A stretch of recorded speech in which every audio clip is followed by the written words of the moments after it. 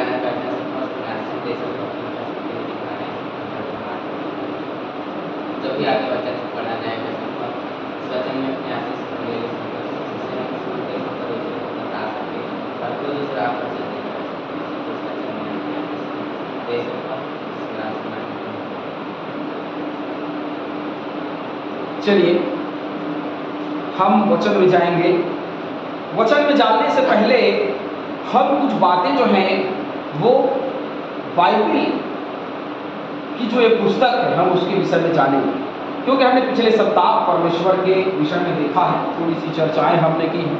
अभी इस सप्ताह हम चर्चा करेंगे कि बाइबल जो है वो क्यों पढ़ा जाना चाहिए या उस पर विश्वास क्यों किया जाना चाहिए, या बाइबल जो है जो इतना ज़्यादा क्यों पढ़ा जाता है, क्योंकि बाइबल जो है दुनिया का सबसे ज़्यादा बिकने वाली पुस्तक और सबसे ज़्यादा पढ़ी जाने वाली पुस्तक और सबसे ज़्यादा ज्ञान और इतिहास की बातें लिखी जाने वाली पुस्तक बाइबल जो है वो है। बहुत लोग इसको ज्ञान के लिए रूप में पढ़ते हैं, बहुत लोग इसको धार्मिक रूप में पढ़ते हैं, बहुत लोग इसको ग्रंथ के रूप में पढ़ते हैं, बहुत लोग इसको पुस्तक के रूप में पढ़ते हैं। बहुत लोग जो हैं, कई लोग हैं जो बहुत बड़े लॉयर होते हैं, बहुत बड़े वकील होते हैं, वो भी इस पुस्तक को पढ़ने का प्रयास करते हैं। जैसे कि हम देखते हैं हमारे संविधान में बहुत सारे नियम जो हैं वो बिब्लिकल लिए गए हैं, और हमारे संविधान में नहीं परंतु अन्य अन्य देशों के संविधान में, क्योंकि हमारा संविधान जो है इंग्लैंड, अमेरिकन और भी जगहों से मिलकर के बना हुआ है, जो कि क्रिश्चियन कंट्रीज हैं, और उन क्रिश्चियन कंट्रीज के संविधान बनाए जाने के द्वारा, मिक्स करने के द्वारा बाइबल की बातें जो है वो हमारे संविधान में बहुत सारी बातें निहित हैं। तो बाइबल जो है जो हमारे पास है, ये पुस्तक जो है दुनिया भर में बहुत ज़्यादा बिकने वाली है, और कई भाषाओं की यदि हम बात करें तो सबसे ज़्यादा बिकने वाली ही नहीं, सबसे ज़्यादा पढ़े जाने वाली ही नहीं, लेकिन सबसे ज़्यादा भाषाओं में लिखे जाने वाली भी पुस्तक बाइबल है।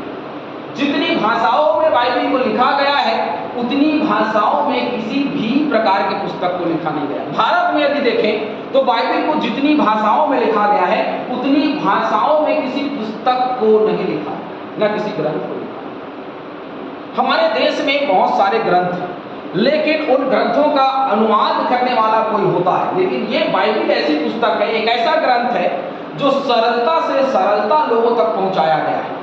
तमिल में, कन्नड़ में, उड़िया में, छत्तीसगढ़ी में, हिंदी में, इंग्लिश में और अन्य अन्य प्रकार के और बोले जाने वाली भाषाओं में लिखी जाने वाली यह पुस्तक। तो क्यों इतना ज़्यादा इसको लिखा गया, क्यों इतना ज़्यादा इसको लोग पढ़ते हैं, इसके पीछे में क्या कारण हो सकता है?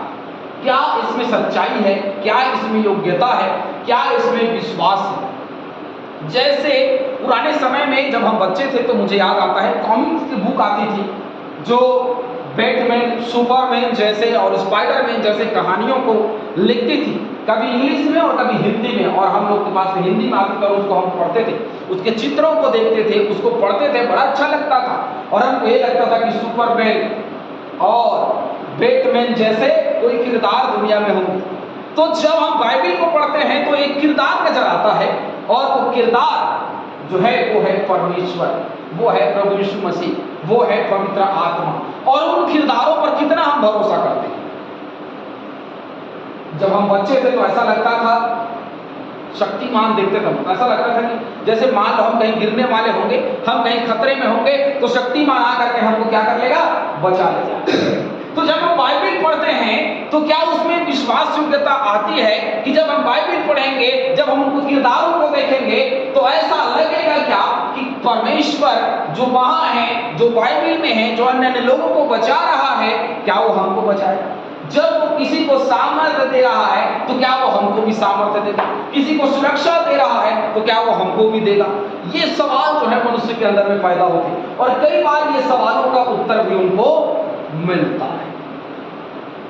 कई जगह से लोग भटकते हैं, कई जगह लोग भटक करके दर ठोकर खाते रहते हैं, और खा करके जब वो चल या जब वो किसी पासवान या जब वो कोई प्रार्थना करने वाले के पास में आकर वो ठीक हो जाता है, तब उनका विश्वास बढ़ता है। और जब उनके हाथ में बाइबल दे दी जाती है तो उन पर उनका विश्वास जो है वो बढ़ता है। क्यों? क्योंकि बाइबल के जो किरदार हैं उनके जीवन में काम किए हैं। हम विश्वास करते हैं कि ये जो बाइबल है वो क्या है? परमेश्वर का जीवित वचन। जो विश्वास करता है कि यह परमेश्वर का जीवित वचन है, ये परमेश्वर का वचन है, वो इस वचन को बड़े गंभीरता से लेता है। पढ़ने वाले लोग बहुत हैं, ज्ञान प्राप्त कर, मैंने कहा ना, सबसे ज्यादा लिखा जाने वाला, पढ़ा जाने वाला, अन्य अन्य भाषा में लिखा जाने वाला, सबसे ज्यादा हर एक अन्य अन्य जातियों में पढ़े जाने वाला पुस्तक है। ऐसा नहीं है कि इसको केवल श्रद्धा के रूप में या केवल धार्मिकता के रूप में पढ़ा जाता है, इसको ज्ञान के रूप में भी कई लोग जो है वो पढ़ते हैं। कई बड़े बड़े लोगों के पास में आप जाओगे तो वो ग्रंथ है, क्योंकि ये ऐसा ग्रंथ है जो सबको समझ में। बाकी ग्रंथ जो हैं वो संस्कृत में लिखे गए हैं, जिसको बहुत लोग नहीं समझते, उसका उच्चारण नहीं कर सकते। ऐसा ऐसा संस्कृत है, ऐसे ऐसे बातें हैं उसमें जिसको हम उच्चारण नहीं कर सकते। लेकिन बाइबल सभी भाषाओं में लिखी गई, जिसको हर व्यक्ति बड़ी सरलता से समझता है। ये एक ऐसा ग्रंथ है। तो इसको ऐसा क्यों बनाया गया है? क्योंकि मत्ती और उसके 28, 18 से 20 में जो बातें लिखी हैं उसकी वजह से कि तुम जगत के छोर तक मेरे गवाह हो जाओ। और आज ये बाइबल जगत के छोर तक गवाही देती है। हर लोगों के पास ये बाइबल पहुंचती और पहुंच करके बताती है कि इसके किरदार पर भरोसा करो, इसके उस व्यक्तित्व पर भरोसा करो, इसके उस परमेश्वर पर भरोसा करो, तुम क्या करोगे? आशीष पाओगे, तुम छुटकारा पाओगे, तुम चंगाई पाओगे, तुम उद्धार पाओगे, तुम मुक्ति पाओगे, और हर एक प्रकार से परमेश्वर तुम्हें बंधनों से मुक्त करता है। इब्रानियों की पत्री लिखने वाला जो पुस्तक है, जो बातें हैं, उससे मैं बिल्कुल एग्री करता हूँ, सहमत हूँ। क्योंकि जब हम चौथे अध्याय उसके 12वें वचन में पढ़ते हैं तो वहां लिखा है, इब्रानियों 4:12 वहां लिखा है, क्योंकि परमेश्वर का वचन जीवित, क्या है? परमेश्वर का वचन जीवित, प्रबल और हर एक दो धारी तलवार से भी चोखा है, और प्राण और आत्मा को और गांठ गांठ और गूदे गूदे को अलग करके वार पार छेदता है, और मन की भावनाओं और विचारों को क्यों पढ़ा जाता है बाइबल सबसे ज्यादा?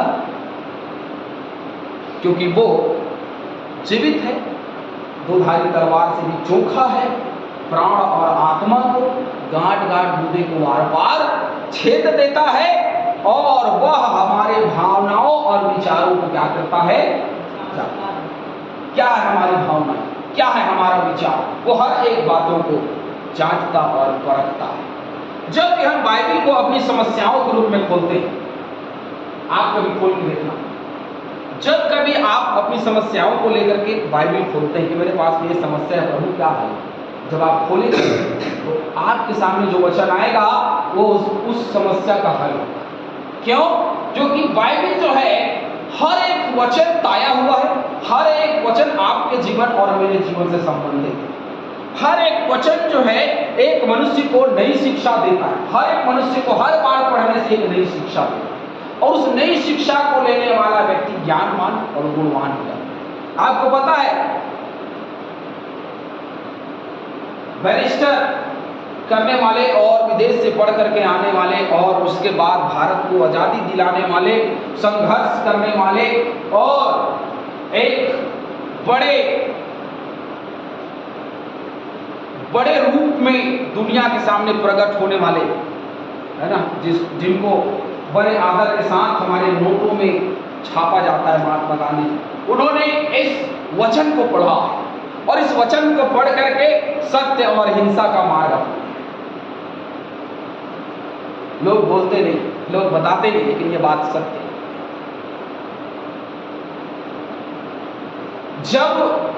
जिस समय में उनके घर से जो चीजें बरामद हुई, जो उनका रूम था उनसे बरामद हुई, उसमें एक बाइबल भी था जिसमें जो उनके घर से बरामद हुई। तो बाइबल को क्यों रखा होगा उन्होंने? और अन्य ग्रंथ भी थे, लेकिन बाइबल ग्रंथ को क्यों रखा होगा, क्यों पढ़ा होगा उसको? क्योंकि उससे ज्ञान की प्राप्ति, ज्ञान के लिए पढ़ा, मानने के लिए, परंतु ज्ञान के लिए पढ़ा। तो इतना भरोसा इस बाइबल पे क्यों है कि वो ज्ञान देती है?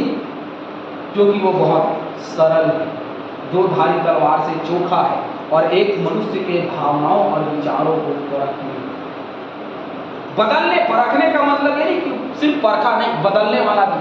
किसी की भावनाओं को, किसी के विचारों को वो क्या करता है? बाइबल जो है वो बदल देता है। कभी भी मेरी पत्नी जो है वो बोलती है, कभी भी कहीं जाते हैं तो बाइबल लेके जाया करो, क्योंकि जब कभी जरूरत पड़े उन चीजों की तो आप उन बाइबल को सामने वाले को दे सकते हैं, क्योंकि बाइबल की आवश्यकता होती है लोगों को, ऐसा नहीं कि नहीं होती। जब हम बाइबल को लोगों को देते हैं या बांटते हैं या उनको हम उनको क्या करते हैं, मदद करते हैं, वो क्या करते हैं? उसको पढ़ते हैं। जो लोग पढ़ने वाले उसको पढ़ेंगे। जब पढ़ेंगे तो उनको बाइबल के विचार पता चलेगा, और बाइबल के विचार जब पता चलते हैं तो उनको समझ में आता है कि हम कौन से दुनिया में, हमको सच्चाई नहीं बताई जाती। बहुत लोगों को सच्चाई नहीं पता है कि सच्चाई क्या है। सत्य और सत्य केवल परमेश्वर है, लेकिन उसको असत्य के रूप में अलग कर दिया गया है। उसको यह माना जाता है कि ये जो परमेश्वर, आज केवल अगर इसके लिए नहीं बोल रहा, हमारे मसीही समाज की बात कर, बाइबल सत्यता है, अधिक बिकने वाला, अधिक पढ़ने वाला, अधिक माने जाने वाला बाइबल है, लेकिन उसके बावजूद भी हमारा मसीही समाज जो है वो बाइबल के कथनों को ग्रहण नहीं करता। इसीलिए हम उसको असत्य करके उसको साइड करते कि ये भैया असत्य, हम ये स्वीकार नहीं करते। क्यों? शराब पीना अच्छी बात है और ये जो बाइबल बोल रहा है वो बुरी बात है। गाली देना बहुत अच्छी बात है, ये बाइबल जो है वो गलत बोल रहा है, और हम उसको क्या कर देते? एकाग्र कर देते, एक साइड कर देते, ताकि हम अपने मनमानियों में चल सकें। बाइबल किसी को अपनी मनमानी से चलने नहीं देता। स्वतंत्र इच्छा तो है, लेकिन बाइबल बांध के रखता है, क्योंकि कहता है वह मन की भावनाओं और विचारों को, मनुष्य की मन की भावनाएं क्या है, मनुष्य के मन का विचार क्या है। इफिसियों की पत्री 6:17 में लिखा है, उद्धार का टोप और आत्मा की तलवार जो परमेश्वर का वचन है ले लो। युद्ध तो तैयार है, युद्ध स्थल भी है, लेकिन हमारे पास युद्ध की सामग्री नहीं है। युद्ध करने वाला सैनिक तैयार, लेकिन उसके पास युद्ध करने की सामग्री नहीं, तो क्या होगा? युद्ध में वो सैनिक मारा जाएगा, युद्ध में वो सैनिक घात कर दिया जाएगा। इसलिए परमेश्वर का वचन जो बाइबल है अपने जीवन में उतारना है, अपने जीवन में ग्रहण। लेकिन लोग क्या करते हैं? उसको ग्रहण नहीं करते, उसको एक साइड कर देते, उसको असत्य करके अस्वीकार कर देते, क्योंकि उसने कहा मार्ग, सत्य और जीवन मैं ही। लेकिन हमने उस सत्य को असत्य साबित करके अपने जीवन से अलग कर दिया। कहीं और जाने की जरूरत नहीं। आप अपने परिवार में देखिए, आप अपने घरों में देखिए, अपनी कलीसिया में देखिए, कितने लोग हैं जो बाइबल की बातों को मानने का प्रयास करते हैं। अपने आप को जांच करके देखिए कि कितने लोग हैं जो बाइबल के बातों पर विश्वास करते हैं। लेकिन सही बात बताऊं आपको, कुछ बातें हैं जो मैं बताऊंगा बाइबल से। बाइबल जो है वो क्यों इतना पढ़ा जाने वाला और बिका जाने वाला पुस्तक है? पढ़ते हैं बाइबल को परमेश्वर का वचन मानने के लिए या उसको बहुत प्रमुख स्थान देने के लिए कुछ कारण है। तो पहला कारण है एकात्मक एवं पूर्णत्व, अर्थात यूनिटी, एकता। कितने लेखकों ने लिखा है? कितनी पुस्तकें हैं? 66, है ना? 66 पुस्तकें हैं हमारी जो बाइबल है उसमें 66 पुस्तकें हैं, और उसको 39 लेखकों ने लिखा, और एक स्थान से नहीं लिखा, अलग अलग स्थानों से, अलग अलग राज्यों से, अलग अलग जगहों से लोगों ने लिखा। लेकिन इसमें जो बात है वो ये है, अलग अलग लोगों ने अलग अलग काल में कितने वर्षों में लिखा है? 1700 वर्षों की समय अवधि में इस पुस्तक को लिखा है। 1700 साल नहीं भैया, 1700 1700 वर्षों में बाइबल की 66 पुस्तकों को लिखा गया, और सब लाइन से जमा हुआ है। आप उत्पत्ति से लेकर के प्रकाशित वाक्य तक पढ़े, सब लाइन से एक कहानी की तरह जमा। हमारी जिंदगी की एक कहानी है। हम माँ से जन्म लेकर के आए और जन्म के बाद में इतने बड़े, एक कहानी है ना, आप पूरी कहानी को लिख सकते हैं। एक कहानी है, ठीक वैसे ही बाइबल भी है। 1700 वर्षों की कहानी, 1700 वर्षों की घटना को लोगों ने लिखा है और सब में एकता झलकती। सब ने एक के बाद एक जो छोड़ा वो यहाँ से छोड़ा, वहां से उसने स्टार्ट किया और धीरे धीरे धीरे करके वो प्रकाशित वाक्य तक पहुंचती है। किसी चीज में आपने एकाग्र देखा होगा, ये बातें केवल ईश्वर की नहीं, ये बातें केवल ईश्वर की नहीं, ये केवल वो पुस्तकें नहीं है जो केवल ईश्वर की कहानी लिखा हुआ कि उसने ये किया, ये युद्ध किया, ये वहां गए, वो इधर गए, वो उधर गए, उन्होंने ये किया, वो किया, उन्होंने इसको चंगाई, उसको छुटकारा दिया। सिर्फ ये नहीं है, ये वो कहानी नहीं है, ये सत्य घटना पर आधारित पुस्तक है जो लगातार एक के बाद एक खुलता रहता है और खुलते खुलते खुलते खुलते प्रकाशित वाक्य तक पहुंचता है। और इसमें बहुत सारे किरदार होते हैं, बहुत सारे लोग हैं, केवल एक व्यक्तित्व नहीं, लेकिन उस व्यक्तित्व का काम हर एक जगहों पर अलग अलग ढंग से अलग अलग लोगों के जीवन में काम करता है। आदम को बनाया, हवा को बनाया, उसके बाद बढ़ता चला गया, धीरे धीरे परमेश्वर का काम नजर आता है, धीरे धीरे। और उसके बाद में हम धीरे धीरे उस पुस्तक को पूरी लाइन से जब पढ़ते चले जाते हैं, हमको समझ में आता है ये तो अलग लग ही नहीं रहा। 1700 वर्षों में 39 लेखकों ने लिखा, लेकिन कभी भी बाइबल की कोई भी पुस्तक आपको अलग नहीं लगी।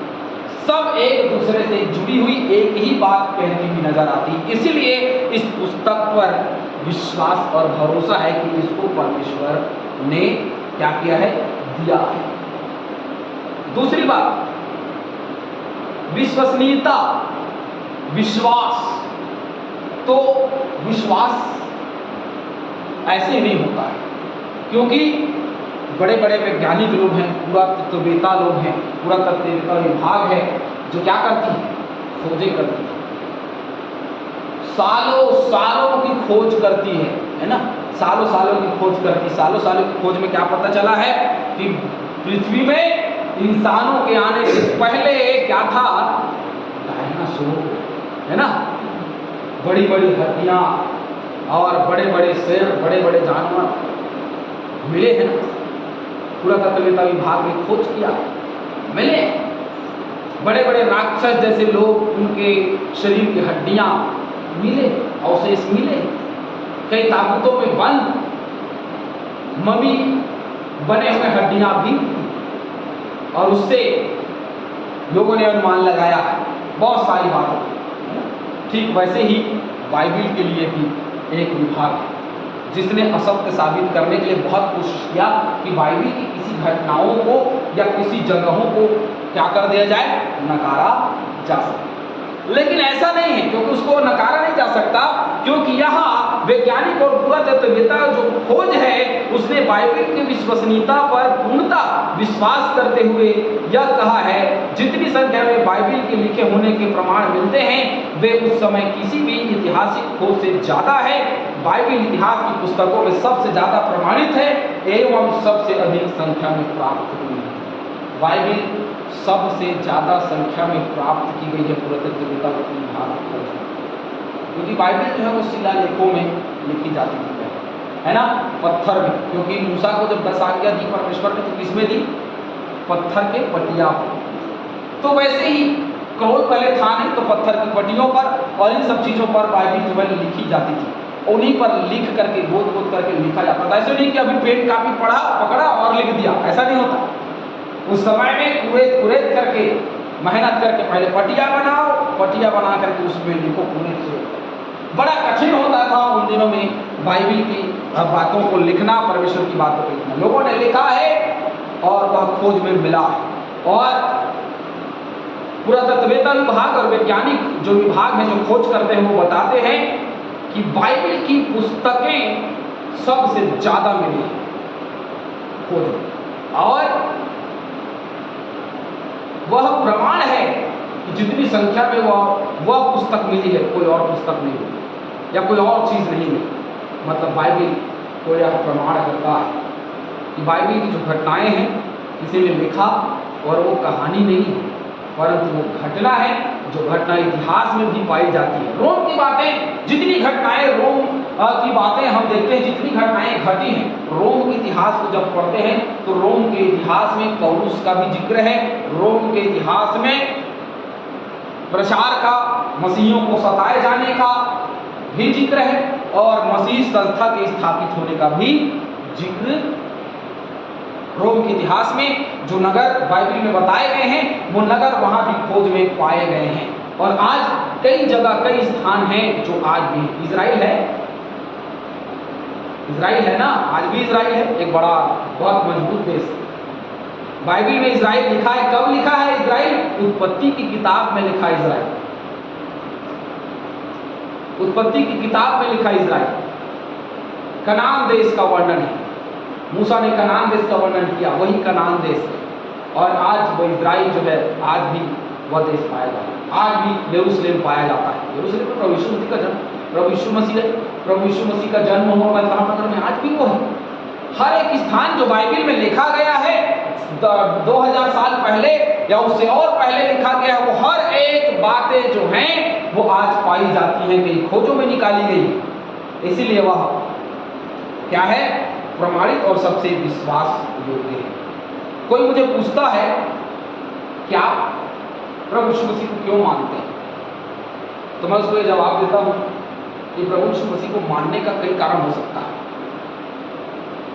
लेकिन यदि आप मेरी बात करते हैं या किसी विश्वासी की या किसी मसीही की बात करते हैं तो उसके बाइबल में बने रहने और मानने का सबसे बड़ा कारण यह है बाइबल का प्रमाणीकरण, बाइबल की सत्यता।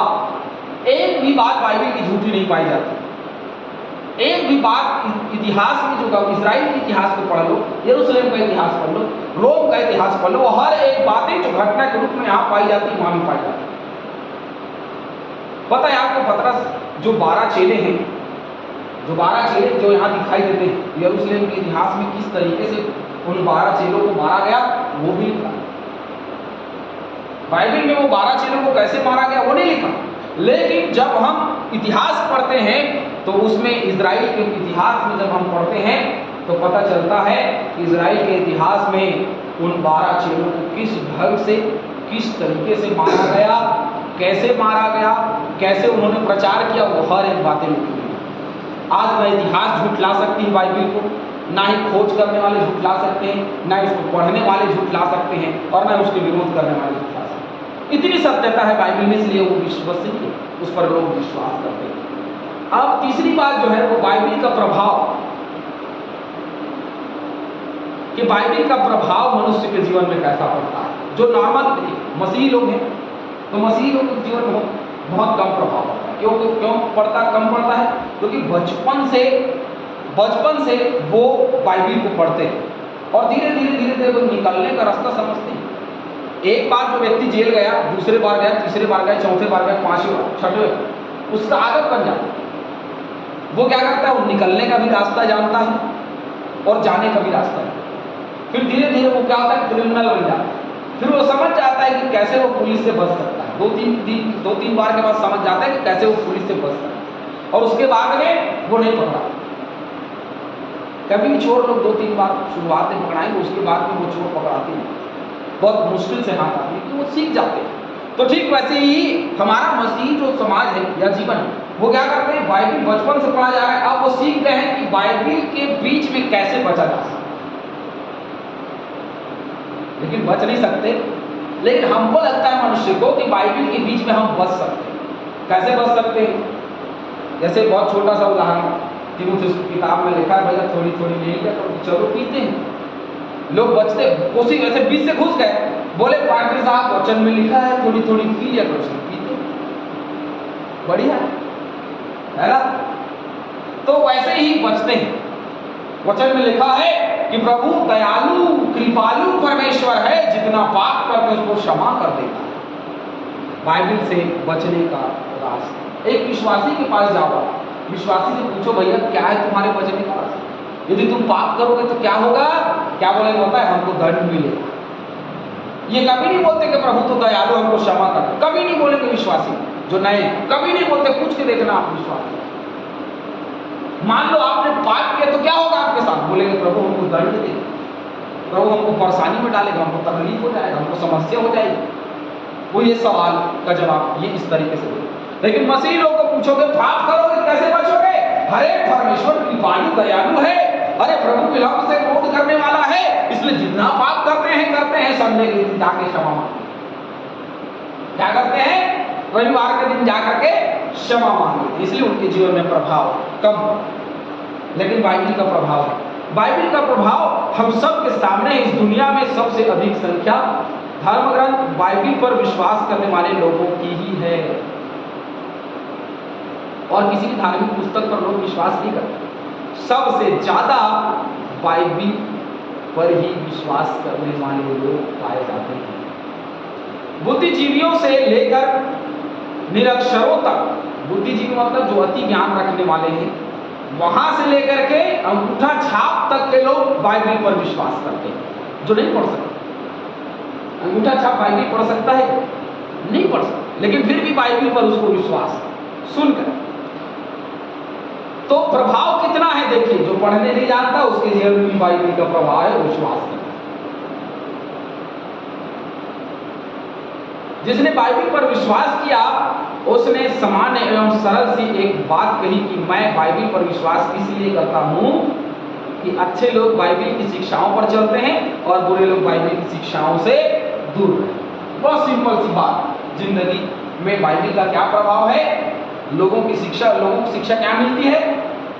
लोग जो हैं, जो अन्य हैं, विश्वासियों की, मसीहियों की बात नहीं कर रहा हूं, विश्वासियों की नहीं कर रहा हूं, जो अन्य उनकी बात कर रहा हूं। जब वो बाइबिल की बात जब उनके सामने की जाती है तो वो बोलते हैं कि बाइबिल एक ऐसी पुस्तक है जिसमें बहुत अच्छी बातें लिखी हैं, जीवन के उसमें बहुत सारी बातें लिखी हैं जो बहुत सारे ज्ञानवर्धक चीजें हमको सिखाती और बताती। क्या शिक्षा मिलती है? शिक्षा ये मिलती है कि बुरा करेंगे तो बुरा मिलेगा, अच्छा मिलेगा, अच्छा मिलेगा। विश्वासी के सामने सवाल करेंगे क्या मिलेगा? बोले भैया बुरा करेंगे तो बुरा मिलेगा, अच्छा करेंगे, अच्छा। ये बाइबिल बड़ा सरल है बाइबिल को समझना, लेकिन हम समझना नहीं चाहते। क्या प्रभाव है बाइबिल का हमारे जीवन में? कि हमें बुराई करने से रोकती है। हर एक वो व्यक्ति जो बाइबिल पर भरोसा रखता है, विश्वास करता है, वो बुराई से अपने जीवन को रोक करके, बचा करके रखता है। चौथी बात कि बाइबिल पर इतना विश्वास क्यों करना है, बाइबिल क्यों ऐसा पुस्तक है? तो दावा, कैसा दावा? 2 तीमुथियुस 3:16 में लिखा है, संपूर्ण पवित्र शास्त्र परमेश्वर की प्रेरणा से रचा गया है और उपदेश और समझाने और सुधारने और धर्म की शिक्षा के लिए लाभदायक। क्या क्या के लिए? उपदेश देने के लिए, किसी को समझाने के लिए, किसी को सुधारने के लिए और धर्म की शिक्षा के लिए लाभदायक। आज अन्य जातियों के बीच में जब मेरे जैसा कोई लड़का बिगड़ा हुआ होता है उसको क्या बोलते हैं पता? उसको बोलते हैं कि भैया एक काम करो, इसको ना कुछ मत करो आप। अन्य जाति के भी लोग होते हैं, कुछ मत करो आप, इसको बाइबिल ट्रेनिंग में भेज दो। अभी लोग कानून का दबाव इसलिए नहीं बोलते, लेकिन पहले यही बोलते, इसको बाइबिल ट्रेनिंग भेज दो, कुछ करेगा नहीं करेगा, लेकिन बाइबिल ट्रेनिंग में सुधार गृह जो है, या तो जेल होता है या तो फिर दूसरा सुधार गृह होता है मसीहियों के बीच। एक मसीही संस्था सुधारती है। आज केवल पेंड्रा जैसे स्कूल में, आज बरजेस जैसे हॉस्टल और स्कूल में अपने बच्चों को हर समाज के लोग डालते हैं, क्योंकि वहां जाने से अनुशासन सीखते हैं और वहां जाने से बच्चे जो बिगड़ गए हैं या जो बात नहीं सुनते, वहां जाने से सब सीख जाते हैं। लोगों का ये मानना है। आज भी मसीही संस्थाओं पर विश्वास इसलिए है क्योंकि बाइबिल पर विश्वास, क्योंकि बाइबिल दावा करती है। बाइबिल जो दावा करती है वो लोगों के जीवन में दिखाई भी देता है। जैसे वो कहता है कि उपदेश देने में, समझाने में और सुधारने में और धर्म की शिक्षा के लिए वो क्या है? लाभदायक है। एक व्यक्ति को, यदि किसी व्यक्ति को सुधारना है तो बाइबिल की बातों को आप बताओ, वो सुधर जाए, उसका रास्ता धीरे धीरे बदलने लगे, क्योंकि बाइबिल इन सब चीजों के लिए योग्य है। तो ये दावा है, यह कार्य किसी अलौकिक सामर्थ्य और आत्मा की अगुवाई से किया गया है। हम इस दावे को सत्य मानते हैं। यदि यह दावा झूठा है तो फिर बाइबिल एक झूठी एवं धोखा देने के लिए लिखी गई पुस्तक है, जो कि अप्रभावी होती है। पर यह दावा सच्चा है क्योंकि इस पुस्तक के प्रभाव ने दुनिया को बदल कर रख दिया है। ये पुस्तक का इतना प्रभाव है कि लोगों का जीवन बदल गया है। एक अन्य में से आया हुआ व्यक्ति बाइबल पर विश्वास करता है, यीशु मसीह पर विश्वास करता है। इसके पीछे कारण यही है क्योंकि उसका जीवन बदल सकता है और उसने बदल किसी की स्थिति और परिस्थिति को बदल सकते हैं। आज कितने लोग हैं, लोग बोलते हैं कि हम क्या करा रहे हैं, धर्म परिवर्तन करा, लेकिन कभी ऐसा होता नहीं है। हम किसी घर तो नहीं जाते, लेकिन लोग फोन लगा करके कहते हैं कि भैया जी, साहब जी, सर जी, हमारी ये प्रार्थना करिए। यहाँ से लोग प्रार्थना करा, किसी का धर्म परिवर्तन नहीं करा। लेकिन क्या हो रहा है, लोग खुद अपना धर्म परिवर्तन करना चाहते हैं, लोग खुद अपना धर्म छोड़ना चाहते हैं, लोग खुद अपना स्थान छोड़ना चाहते हैं। उसके पीछे में कारण यही है क्योंकि सत्य जो है वो है और सत्य को कोई बदल नहीं सकता। इसीलिए बाइबल की बातों में जो दावा किया गया है वो दावा जो है एक मनुष्य के जीवन में दिखाई देता है। एक बहुत अच्छा उदाहरण आप लोगों के लिए भी और जो सुन रहे हैं ऑनलाइन उनके लिए भी और जो आगे सुनेंगे उनके लिए मैं बता रहा हूं, वो ये है कि एक व्यक्ति की जरूरत क्या है।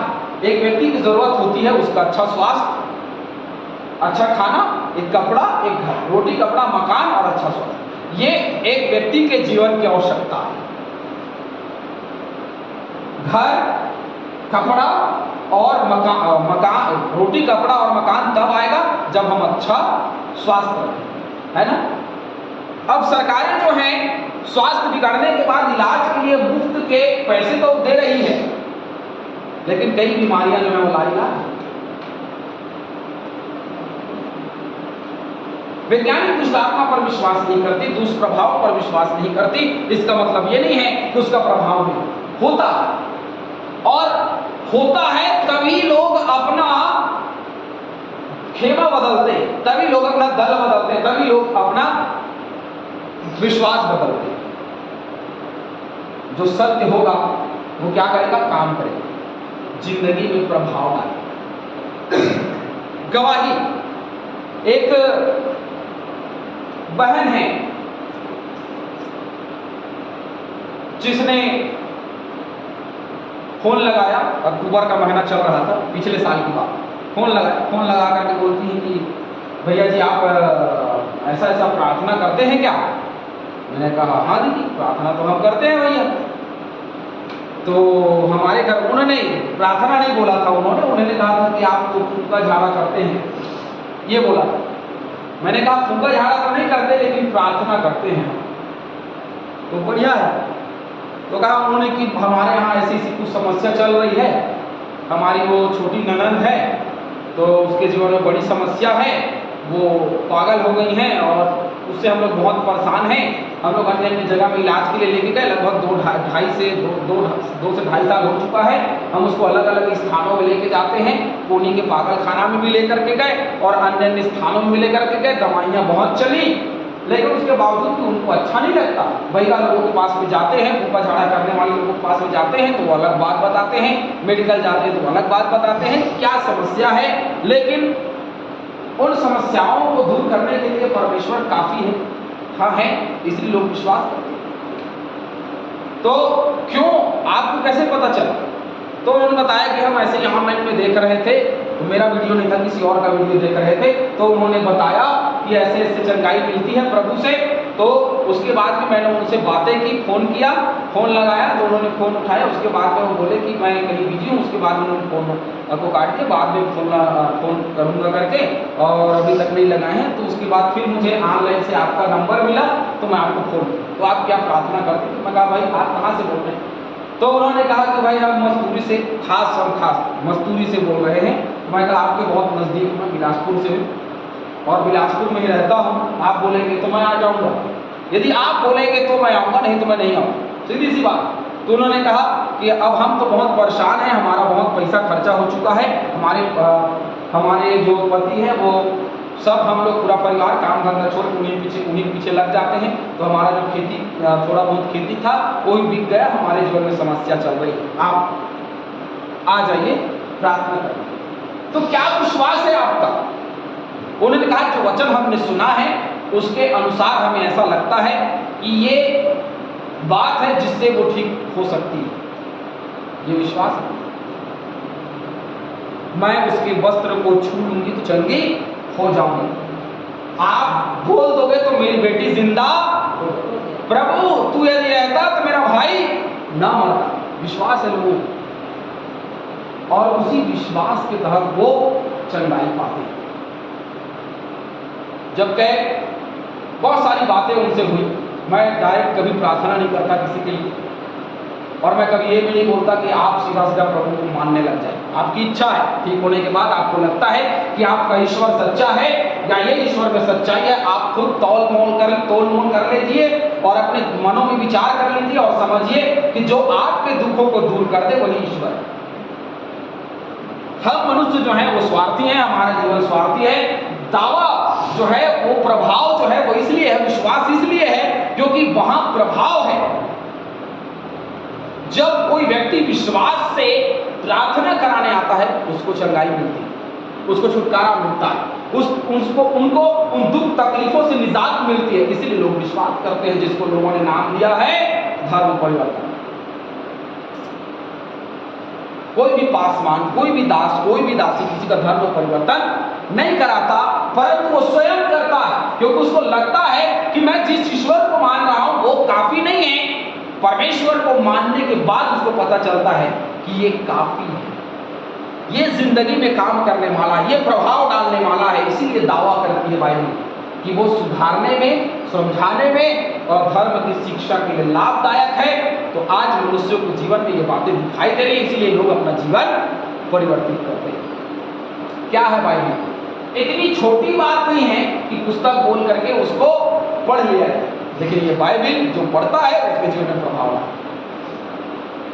किसी संत ने बाइबल उठाया और उठा करके पढ़ने लगे, तो सिस्टर के जीवन में वहीं से बदलाव आया। तो पढ़ने लगे, उन्होंने गवाही दी, जो पास्टर साहब बता रहे थे, गवाही दी, जैसे मैं अभी उनकी गवाही दे। तो वैसे उनकी गवाही दी कि एक संत ने पुस्तक उठाया और बाइबल की पुस्तक उठाया, फाड़ने के लिए, लेकिन उसके सामने फाड़ा, ऐसे उठाया और फाड़ने ही वाला था कि उसके सामने लिखा हुआ था, जो कोई उस पर विश्वास करे वो नाश न हो परंतु उद्धार हो, अनंत जीवन है। ऐसा तो कभी नहीं हुआ कि विश्वास करने के द्वारा कोई उद्धार पा जाए। अरे भैया यहाँ तो कर्म कर्म कर्म बोलते हैं, पागल हो जाएगा, जीवन खत्म हो जाए। लेकिन ये बोलता है विश्वास करने से, तब उसको इंटरेस्ट जगा और वो पढ़ने लगा।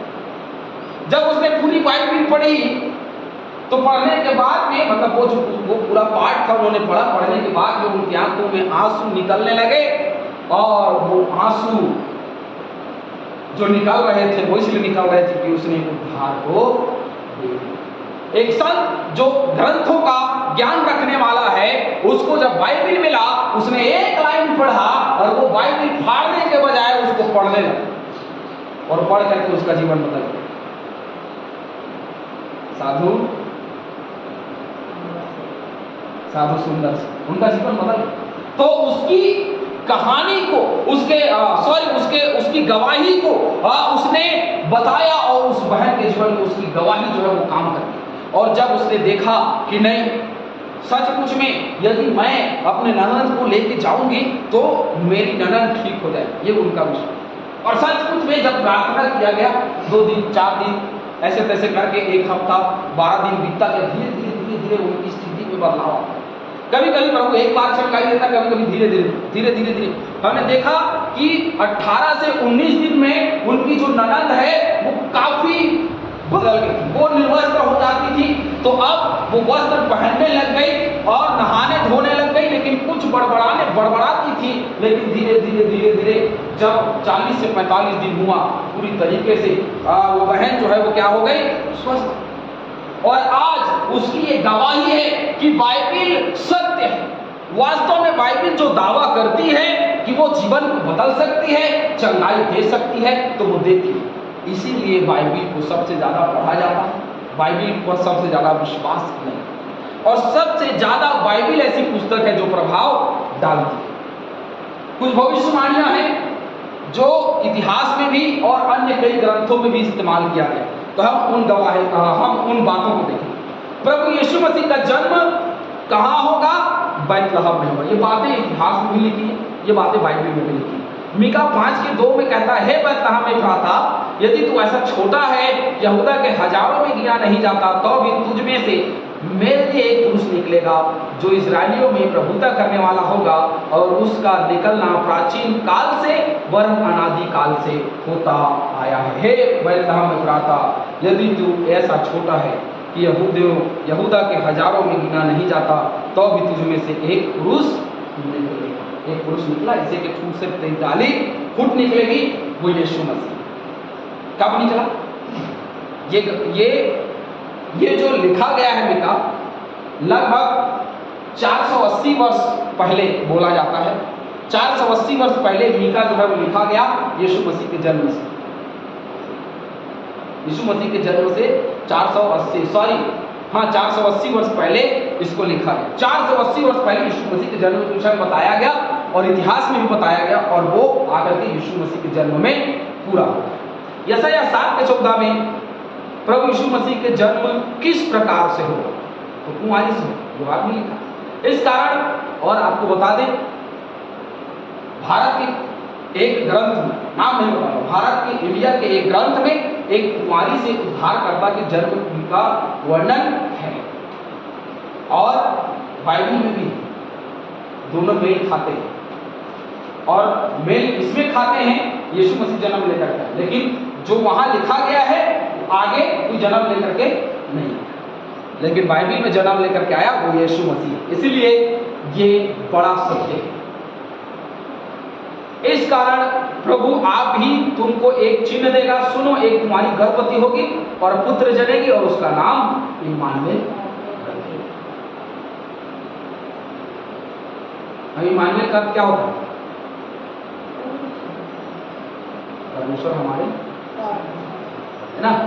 तो वहां लिखा है, तो उसका चिन्ह होगा, उसका हिंदी अनुवाद बता रहा हूं, संस्कृत में लिखा, उसका हिंदी अनुवाद ये है, इस कारण ऐसा होगा कि पाप बढ़ जाएगा, और पाप के कारण एक चिन्ह दिया जाएगा जिससे छुटकारा मिले। एक कुमारी गर्भवती होगी, वह उद्धार कर मुक्तिदाता जन्मेगी। वह क्या जन्मेगी? मुक्तिदाता जन्मेगी। एक कुमारी गर्भवती होगा और एक मुक्तिदाता जन्मेगी। लेकिन ऐसा बाकी ग्रंथों में तो नहीं लिखा है कि आगे चल करके वो मुक्तिदाता कुमारी से जन्म लेगा, लेकिन बाइबल में लिखा है, इसलिए बाइबल में लिखी हुई बातें सत्य, जिसको लोग आज मानने के लिए मजबूर हैं। लोग इसको झुठला नहीं सकते। आप किसी भी व्यक्ति को बोलो कि आप इस बात को झुठला सकते हो, कोई भी ज्ञानवान व्यक्ति, बुद्धिमान पुरुष इसको झुठला नहीं सकता। तीसरी बात, भविष्यवाणियों की पूर्णता में तीसरी बात यह है कि प्रभु यीशु मसीह की मृत्यु कैसे होगी? दुष्टों के मध्य होगी। यह भी यशायाह 53:9 में लिखा है। और उसकी कब्र भी दुष्टों के संग ठहराई गई, और मृत्यु के समय वह धनवान का संगी, देखिए, दुष्टों के संग ठहराई गई। पता है आपको, ये इजराइल के इतिहास को जब आप पढ़ोगे, बाइबल के अलावा इजराइल के इतिहास को पढ़ोगे, वहां लिखा है कि एक महान पुरुष को क्रूस पर चढ़ाया गया। यीशु मसीह ने एक महान पुरुष को क्रूस पर चढ़ाया गया, जो अन्य अन्य जगहों में जाकर के एक धर्म का प्रवर्तक था, जो प्रचार किया करता था, सत्य की बातें करता था, लोगों को क्या करता था, लोगों के दुखों को दूर करता था, उसको क्रूस पर चढ़ाया गया। लोगों ने पकड़ करके बरबस उसको क्रूस पर चढ़ा दिया, ऐसा लिखा।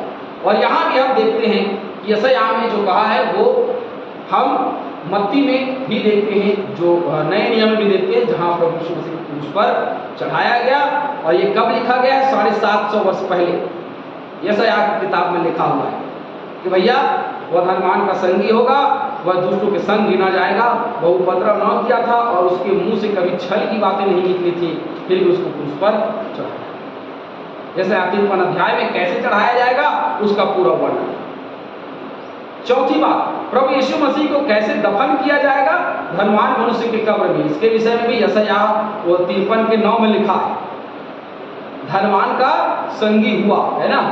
तो कौन है जो उस लाश को ले सकता था? जो उसका मित्र हो या जो उसका परिवार में से। उसने अपने मित्र के रूप में उसको लिया, अपने परिवार के रूप में उसको लिया और अपने ही कब्र में उसको रखा। पांचवी बात, प्रभु यीशु मसीह किस प्रकार जीवित होगा? देह सड़ेगी नहीं, भजन संहिता 16:9-10 में लिखा है, इस कारण मेरा हृदय आनंदित और मेरी आत्मा मगन हुई, क्योंकि तू मेरे प्राण को अधोलोक में न छोड़ेगा, न अपने पवित्र भक्त को सड़ने देगा। प्रभु यीशु मसीह 3 दिन तक कब्र में रहे, 2 दिन तक, तीसरे दिन प्रभु यीशु मसीह जीव, तीसरे दिन प्रभु यीशु मसीह जीव। और यह बात भी बाइबल में विनीत थी और जो हुई। तो इतिहास की बातें, भविष्यवाणी की बातें पूरी होती चली गई, इसलिए भी लोग बाइबल पर विश्वास करते हैं, लोग बाइबल पर भरोसा करते हैं। क्या है बाइबल? कोई पूछता है क्यों हम क्रिश्चियन धर्म को माने? मत मानिए, क्योंकि क्रिश्चियन धर्म मानना नहीं है। क्रिश्चियन धर्म जो है वो सत्य है। सताव है, फिर भी विश्वासी बढ़ रहे हैं, फिर भी लोगों का विश्वास कम नहीं होता। लोगों को मारा जा रहा है, पीटा जा रहा है, समाज से छोड़ दिया जा रहा है, परिवार से छोड़ दिया जा रहा है, उसके बाद भी लोग बाइबल पर विश्वास करके अपने जीवन में आगे बढ़ रहे हैं। उनकी माताओं, बहनों, बेटियों के साथ में गलत किया जा रहा है, उसके बाद भी लोगों का विश्वास कम नहीं होता और बढ़ता जाता है। जहां सताव होता है वहां विश्वासी और बढ़ जाता है, क्योंकि बाइबल सत्य और सत्य को कोई दबा नहीं सकता। उसका प्रभाव है, लोग उस पर विश्वास करते हैं। आज तक कोई भी इतिहास का, कोई भी पुरातत्ववेत्ता विभाग, कोई भी खोज करने वाले वैज्ञानिक ने बाइबल के किसी भी पक्ष को झूठला नहीं पाया। कोई भी पक्ष, बाइबल का कोई भी पक्ष, पूरे बाइबल का पूरा पन्ना, पूरी बाइबल की 66 पुस्तकें, किसी भी एक पुस्तक को भी कोई झूठा नहीं ठहरा सकता, और आज तक कोई ठहरा नहीं सकता, और आगे भी कोई ठहरा नहीं सकता। क्यों? क्योंकि मार्ग, सत्य और जीवन मैं हूं।